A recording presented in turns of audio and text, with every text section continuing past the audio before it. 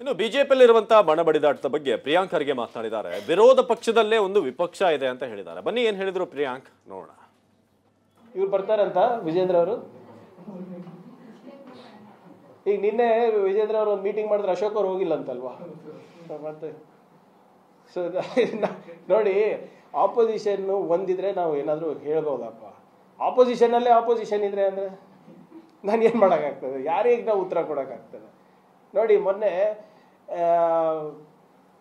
ಯಾರು ಯತ್ನಾಳ್ ಬಣದವರು ವಿಜೇಂದ್ರ ಬಣದವರಿಗೆ ವಿರೋಧ ಮಾಡಿದ್ರು.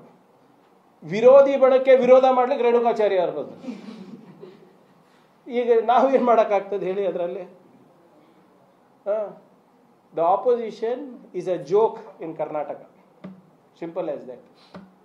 ನೀವು ಎಷ್ಟು ಹೇಳ್ತೀರಾ ಅವರೇ ನಗೆ ಪಾಟ್ಲಿಗೆ ಈಡಾಗ್ತಾ ಇದ್ದಾರೆ ಅಷ್ಟೇ. ಬಿಜೆಪಿ ಅವರು ಪ್ರತಿಭಟನೆ ಮಾಡ್ತಾರಲ್ಲ, ಒಳ್ಳೇದು. ಪ್ರತಿಭಟನೆ ಮಾಡಿಬಿಟ್ಟು ಇದು ಬೇಡ ಇದು ಅಂತ ಹೇಳ್ಬೇಕಂದ್ರೆ ಸ್ಟೀಲ್ ಬ್ರಿಡ್ಜ್ ಓಕೆನಾ ಈಗ ಅವರಿಗೆ? ಯಾವ್ದು ಬೇಕಾದನ್ನ ಹೇಳಿ.